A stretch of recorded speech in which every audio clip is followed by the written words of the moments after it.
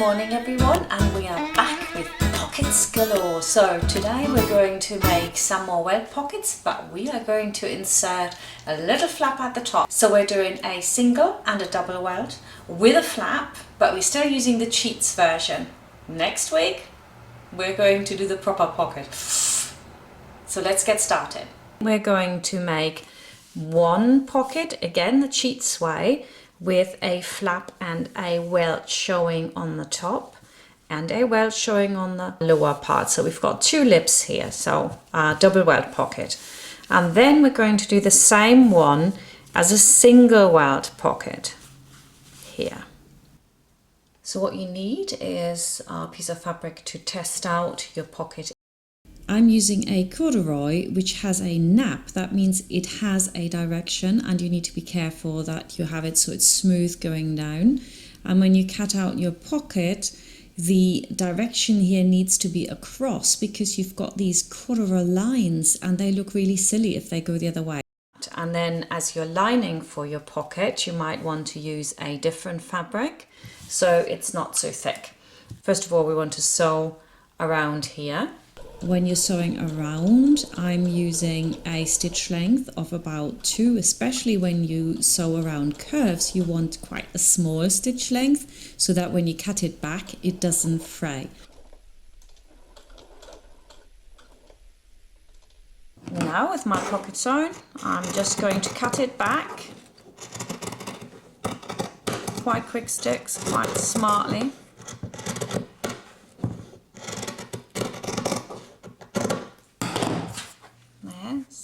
And turn your pocket. And now I'm going to just work out my curve, but that actually comes out quite nicely as long as you cut it back well enough. It'll look really good. Right, now let's just give this a quick press.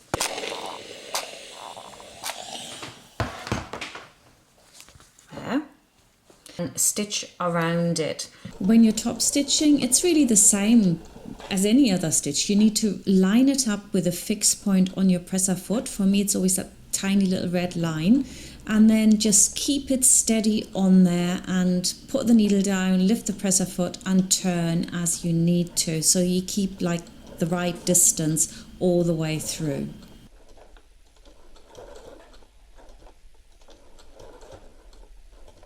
I really like using my triple stitch, so I did this for one of the pockets on the top, because then you don't need embroidery thread and it's like really thick, and I do like that. And here I've used my triple stitch, which I so much love because it gives it so much structure, but a lot of machines don't do a very wide one. Mine is quite good. It's like stitch length just over 2, I think, and a lot of machines then go down to a dinky little stitch which doesn't look good. I want to just show you a little trick here, that when you get round the corner, this will not want to transport.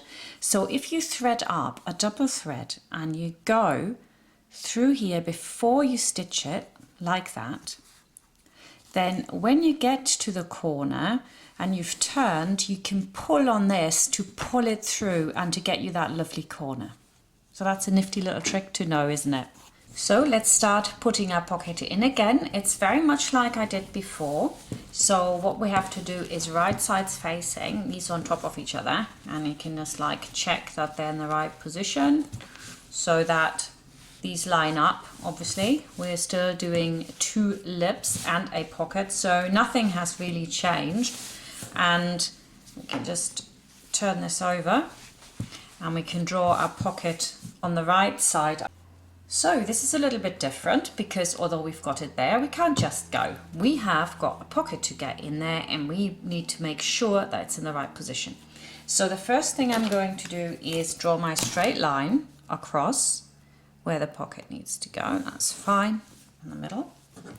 And then I'm going to take my pocket and I'm going to place my pocket upside down like that, so that when it rolls down, that's how it sits. I find this the easiest way to mark it. 1 centimeter over the line, mark here and mark there. That's it. Job done, really, doesn't it? And then I can put the rest of my pocket yarn and I can go down here, and I want it to be 1.5 because I'm going to do it in halfways.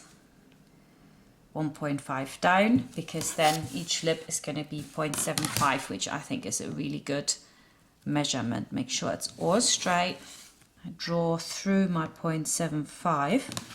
Sometimes it's better actually to do it by eye because you can see it, so that when I cut this open, I know where to go. So now it's exactly the same as before. We're stitching all the way around and then we're cutting open the lip.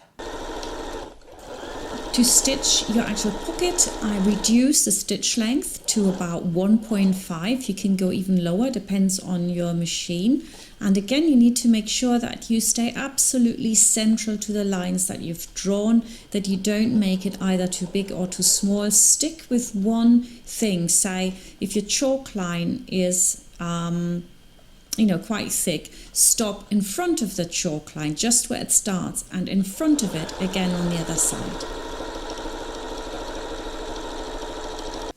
I've done it in red, so it's a little bit more visible, and I'm gonna go through my lips. And again, I want to be bang on the center because I'm going to fold my fabric around those lips. So we've done this last week, doing it again. I think repetition sometimes helps, doesn't it? So let's do this again, right to the corner, but not cutting into your seam, obviously. And then you go to the other side. And same thing again. Now we can turn the lips through, all big lippy bit. If you like, you can just fold this out flat so you can see it. So we've got it now without the lips. And then we want to have the lips down as we did before. We're going to iron this apart here. If this is too fast, watch the video from last week. And down, and then the other side. I've ironed my little corduroy lips. You can see now they run in one direction and the actual trouser or whatever you're doing runs the other direction. Now I'm going to pick up my double stitched pocket here because I like that, the triple stitch one, and I'm going to put it in, and then I can see if I did it right. So that's where my pocket goes down. You can see nicely slotted in so that when you then open it up, you've got everything in there. That is really beautiful. And then sometimes when you haven't done it quite right, see, you can adjust it a little bit by going out a bit. You can like say, oh, that's flatter, so I'm going to go just that little bit further down, and you've got your pocket in. To secure my pocket, I'm just going to lift this up here, and then I grab my pocket here, and all I do is this. I'm going to pin this exactly where it came to. I might want to check that as well, so make sure that it hasn't moved or anything. Turn this back over, see if it lies nicely in there. And it does. So what I can do now is just sew it to the top where I've pinned it. To be honest, you can leave this step out, but if you want to do it, secure your pocket. So this is what it looks like now from the inside. So you've just got that line there. And from the outside, really cute. Okay, so now, next step is I'm going to top stitch around my pocket. When you're stitching around the pocket, it's very important that you start where the flap would close it over so it's not visible. You don't want to start right at the top of your pocket and then go as close as you can to the side where you come up, because you don't want any of this to be seen. You will see some of it, but the less the better. And then keep the same distance at the top as well. Turn with the needle down, lift the presser foot and stitch all the way around.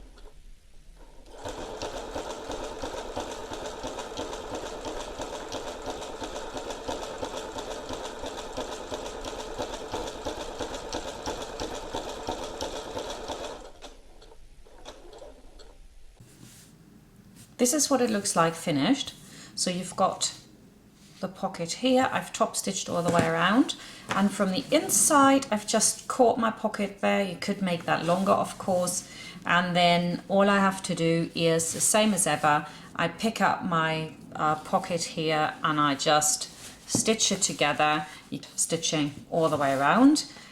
I'm trying to catch a little bit of that triangle. It's not really necessary because you've already caught it when you made the pocket in the first instance, but I just like to be closer to it, and then I can trim the rest of my pocket off and it's really nice and neat and nothing flaps about.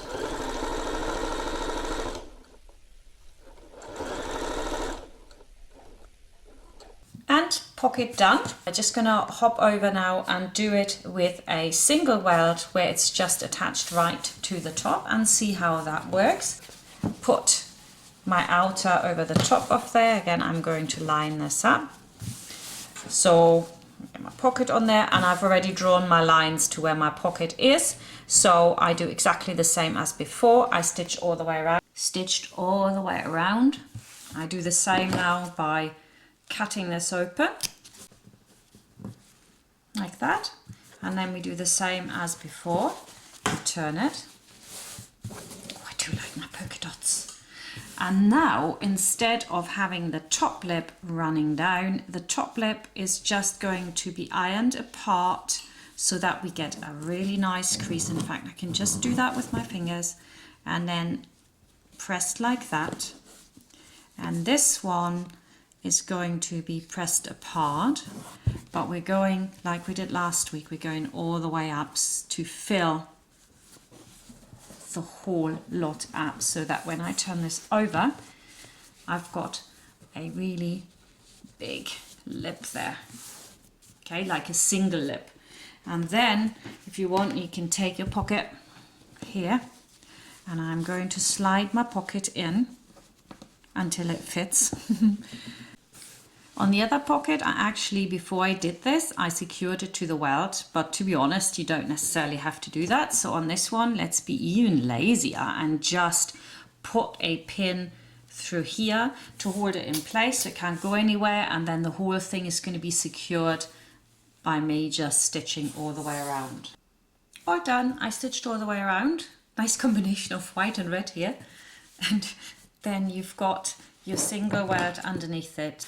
And we're just going to then close the pocket on either side again, like this, and then just sew on both sides, and pocket done. One thing to point out is that the pocket's tapered so that it covers this gap. And of course, I could have come in here just a little bit more, like that, so that absolutely nothing showed, but you will always have these few stitches, and whether it's nicer of them going straight or actually going in a bit, I don't know. The other way around this, of course, is you could just top stitch the top, pull the threads through and tie them up, and then do the same on the lower one. I think if you don't have the straight line here, you can come in a little bit when you're drawing your pocket so that it's not visible whatsoever, whatever you do. Thank you for watching, and I'll see you next week where we'll be making the proper tailor's pocket, both single and double welt. See you there. Bye.